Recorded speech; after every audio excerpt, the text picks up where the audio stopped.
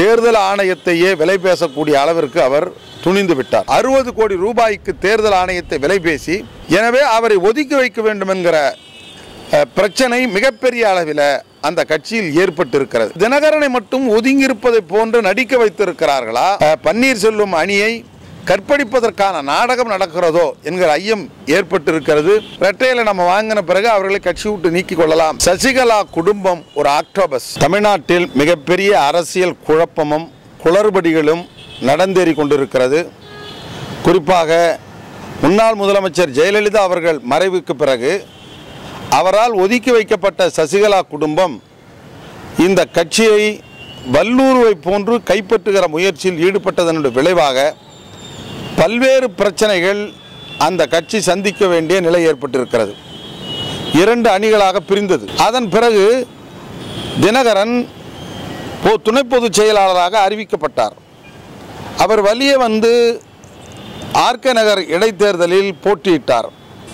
போட்டியிட்ட பொழுது ஒவ்வொரு வாக்காளர்களுக்கும் 4000 to 6000 ரூபாய் வரையில் பணம் பரிசு படைகள் கொடுத்து அந்த இடைத்தேர்தலையே ரத்து செய்யக்கூடிய அளவிற்கு கொண்டு சென்று அந்த கட்சிக்கு ஒரு மிகப்பெரிய இக்கட்டான சூழ்நிலையை உருவாக்கினார். இந்த நிலையில் அதிமுக OPS அணி தினகரன் அணி இரண்டாக பிரிந்த பின்னர் இரட்டை இலை சின்னத்தை தேர்தல் ஆணையம் முடக்கி வைத்திருக்கிறது.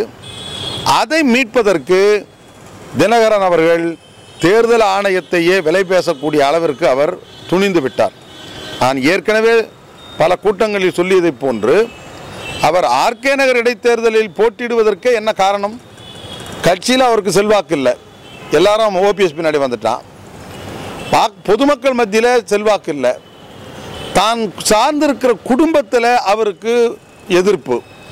இவ்வளவு நெருக்கடியான நிலையில் எதை நம்பி அவர் ஆர்கே நகர் இடைத்தேர்தலில் நின்றார் என்றால் பணத்தை மட்டுமே நம்பி அவர் நின்றிருக்கிறார். எனவே தான் அவர் பணத்தை வாரி இறைச்சார். இப்போ என்னாச்சு? தேர்தல் ஆணையத்தையே விலை பேசியிருக்கிறார். பழத்தை வாங்கிறது பதில் பழத்தோட்டத்தை வாங்கியாச்சு. அதற்கான முயற்சியை அவர் மேற்கொண்டிருக்கிறார். 60 கோடி ரூபாய்க்கு தேர்தல் ஆணையத்தை விலை பேசி தமிழ்நாட்டை மிகப்பெரிய தலை குனிவுக்கு ஆளாகியிருக்கிற தினகரன் அவர்களால் இந்த நாட்டுக்கு கேடு, அதிமுக கட்சிக்கு கேடு. எனவே அவரை ஒதுக்கி வைக்க வேண்டும் என்கிற பிரச்சனை மிகப்பெரிய அளவில் அந்த கட்சியில் ஏற்பட்டிருக்கிறது. இன்றைக்கு இதற்கிடையில் அவராக தானாக ஒதுங்கிவிட்டதாக ஒரு அறிவித்திருக்கிறார்கள்.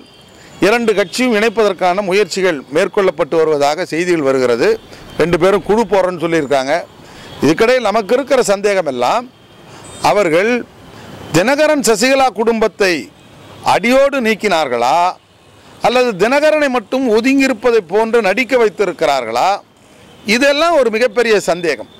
இது உள்ளபடியே அந்த குடும்பம் விலகுவதென்றால் சசிகலாவும் தினகரனும் கட்சியிலிருந்து ரிசைன் பண்ணணும், பொதுச் செயலாளர் பொறுப்பிலிருந்து நீக்கணும். இதற்கு மேலே கட்சியில் நாங்கள் ஆட்சியிலும் தலையிட மாட்டோம்னு சொல்லணும்.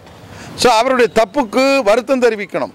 இப்போ 2 அந்த தரப்பு முதலமைச்சராக இருக்கிற எடப்பாடி பழனிசாமி இன்றைக்கு தமிழ்நாட்டு மக்கள் மத்தியில் ஏற்பட்டிருக்கிற மிகப்பெரிய கேள்வி, முதலமைச்சர் ஜெயலலிதாவுடைய இறப்பில் ஏற்பட்டிருக்கிற சந்தேகம். அந்த சந்தேகத்தை நீக்குவதற்கு விசாரணை கமிஷன் அமைப்பேன் என்று சொல்லணும். இதெல்லாம் சொன்னால் உண்மையாக இருக்கும்.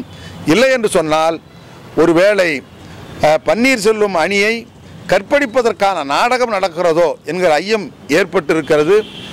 நாங்கள் விலகிற மாதிரி விலகிறோம், நீங்கள் ஒன்றா சேருங்க, இரட்டையில் நம்ம வாங்கின பிறகு அவர்களை கட்சி விட்டு நீக்கிக் கொள்ளலாம் என்பதற்கான ஒரு நாடகமோ ஒரு பெரிய அளவில் அதற்கான சதி திட்டம் தீட்டப்படுகிறோம் என்கிற ஒரு ஐயமும் ஏற்பட்டிருக்கிறது. இதற்கெல்லாம் காலம்தான் பதில் சொல்ல வேண்டும். இன்றைக்கு அதிமுக 2 அணியில் இருக்கிற தொண்டர்கள் விருப்பம், பொதுமக்கள் விருப்பம், ஜெயலலிதா விருப்பம், சசிகலா குடும்பம் ஒரு ஆக்டோபஸ். அது தமிழ்நாட்டையே சுரண்டக்கூடியது. அந்த குடும்பத்தை கட்சியிலும் ஆட்சியிலும் இருந்து அடியோடு நீக்கி வைக்க வேண்டும். அதுதான் அதிமுகவுக்கு நல்லது, நாட்டுக்கு நல்லது, தமிழ்நாட்டுக்கு நல்லது.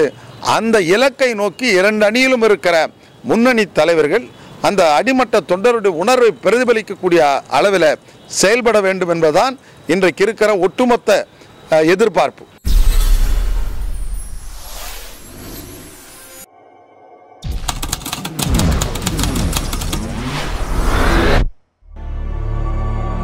இந்த வீடியோ பிடிச்சிருந்தா லைக் பண்ணுங்க, ஷேர் பண்ணுங்க, கமெண்ட் பண்ணுங்க, அப்படியே சப்ஸ்கிரைப் பண்ணுங்க.